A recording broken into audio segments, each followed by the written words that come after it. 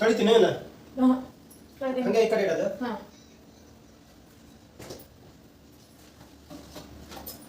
ಇಲ್ಲಿಡ್ಲಿ ಅಲ್ಲಿ ಬೇಡ ತೊಳೆಗಿ ಕೊಡ್ತೀನಿ.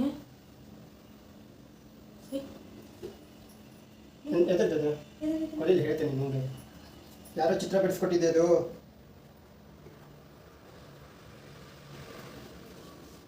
ನೀನು ಹಂಗೆ ಮಾಡ್ಕೊಡು ತಂಗಿಗೊಂದು.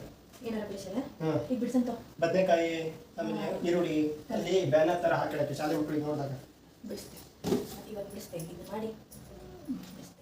ಹಾಳಿದಾವೆ ಹೆಂಗಂದ್ರೆ ಇಲ್ಲ ಹಾಳಿದಾವೆ ಹೆಂಗಂದ್ರೆ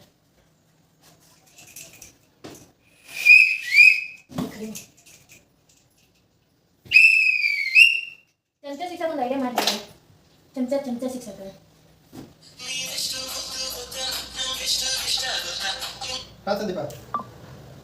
ಹಲೋ ಹಲೋ